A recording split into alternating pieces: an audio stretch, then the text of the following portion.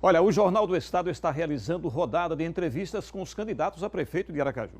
Hoje eu vou conversar aqui com a candidata do PSTU, Gilvani Santos. Boa noite, candidata. Boa noite, Gilvan. Boa noite aos que estão nos assistindo agora, nesse momento. É muito importante, né, a gente participar, apresentar para Aracaju uma alternativa socialista, para a classe trabalhadora, para o povo mais pobre. Então, é um prazer estar aqui na TV Atalaia, participando desse programa. A senhora participou, parece que foi em 2018, né? Sim, foi. Candidata a governadora. Ao governo do estado. E agora, candidata a prefeito de Aracaju, a prefeita de Aracaju. Sim. Como é que a senhora construiu a sua candidatura para a prefeitura de Aracaju? Na verdade, a construção da minha candidatura, ela responde à ansiedade e à luta da classe trabalhadora e do povo mais pobre. Porque eu já tenho um caminho longo aí de lutas com os trabalhadores defendendo os seus direitos, na luta pela moradia, na luta estudantil, porque eu fiz universidade, também participei do movimento estudantil, na luta em defesa das mulheres contra a violência à mulher. Então, assim, a candidatura ela faz parte desse processo de construção da luta da própria classe, que vai construindo a necessidade de participar, de disputar esse espaço para construir uma alternativa, né? Uma nova sociedade, uma sociedade que seja justa, que seja igualitária, onde os trabalhadores possam ter acesso, né, a essa riqueza. Então, essa candidatura ela é fruto de toda essa experiência na luta, dos conhecimentos adquiridos nessa luta, pela nossa formação. Eu sou historiadora, né, fiz história na UNEB, na Bahia. Então, e a militância no PSTU, né, que é forjado o tempo todo, o ano todo, né, diferente dos outros partidos, a gente luta o ano todo, se organiza, discute. Então, assim, é de conjunto, é uma candidatura construída de conjunto. Eu sou, digamos assim, a expressão dessa classe, dessa luta, né, desse povo. E a senhora defende um governo socialista, não é verdade? Sim. Então, como seria a participação popular caso a senhora vença essa eleição? Veja só, nós estamos nos apresentando 16 medidas, né? Inclusive, é importante a gente destacar hoje, né? Porque nós estamos hoje é o dia do servidor público, né? Onde nós estamos vendo essa proposta que vem aí do governo, inclusive, tanto a questão do decreto, que coloca um projeto de estudo para colocar a saúde, as unidades de saúde, né? Que é a unidade primária da saúde, para estar ainda mais sendo privatizada. E dentro desse contexto também, no mesmo processo, a gente percebe que, no meio da pandemia, né, a gente acabou de ver que a pandemia continua, muitas pessoas ainda continuam morrendo, se contaminando, tá a importância, né, do SUS, né, a importância dos servidores públicos. Então, quando a gente vai, tá nesse momento de hoje, junto com a situação que a gente se encontrou agora recente, de sexta para cá, né, essa proposta do governo de fechar o pacote e privatizar a Petrobras, que aí vai impactar a questão, né, do desemprego, vai impactar os recursos para o Estado.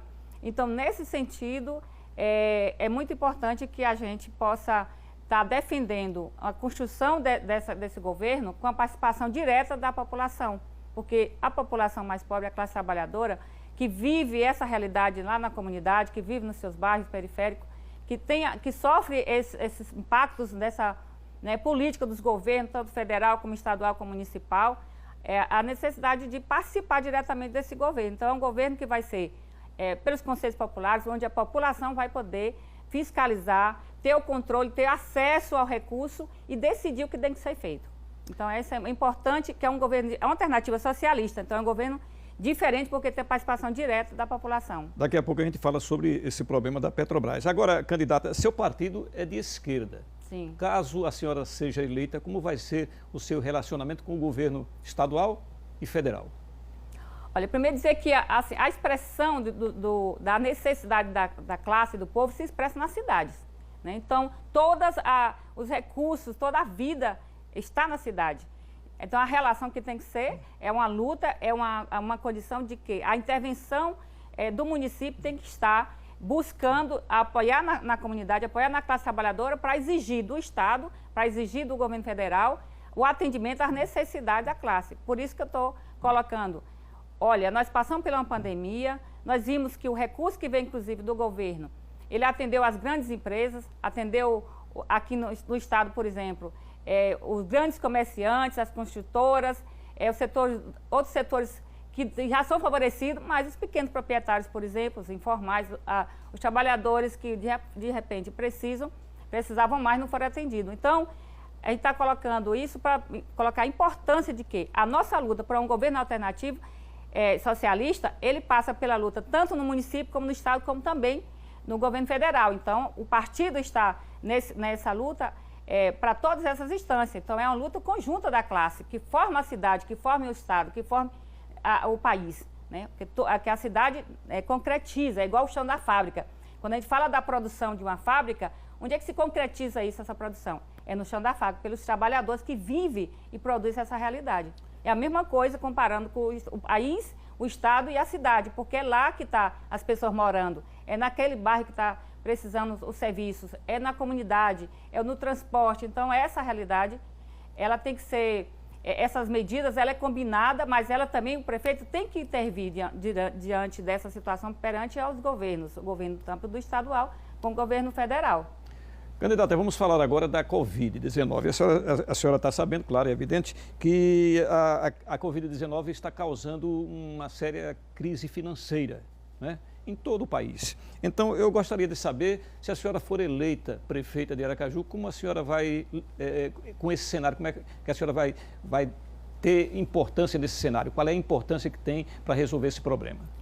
Olha, nunca na história a gente teve tanta necessidade de defender os serviços públicos, porque a gente passou exatamente por essa experiência, onde a pandemia mostrou definitivamente qual é o papel que cumpre o sistema capitalista e o papel que cumpre esses governos que, de fato, não dá importância, não deu a importância devida ao SUS. Porque se o Brasil, por exemplo, se não tivesse o SUS, como seria o atendimento às pessoas que foram contaminadas? Porque poderia ter morrido muito mais. A gente viu os Estados Unidos, por exemplo, que morreu muito mais, contaminou muito mais, porque não tem uma assistência pública, né? Não tem uma saúde pública, não tem um SUS como o Brasil.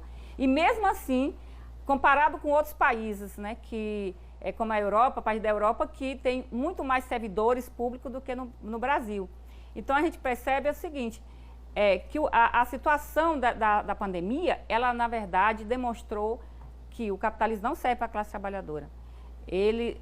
Todo o recurso que é produzido, ele não está a serviço de resolver a vida das pessoas. Porque se tivesse garantido, inclusive, isolamento total no início da pandemia, muitas pessoas teriam deixado, não teriam se contaminado, mas isso teria que garantir a renda, teria que ter garantido, inclusive, o complemento da renda pelo governo do estado, governo municipal.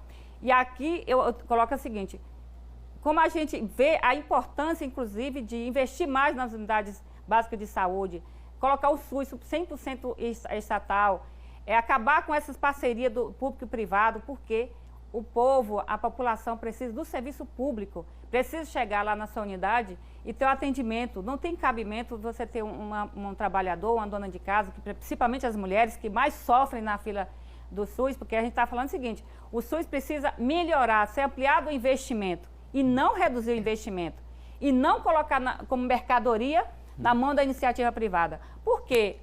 Tanto o SUS como a educação pública, como o transporte público, como as creches, que é uma necessidade da classe, ela é fruto dos impostos que nós pagamos.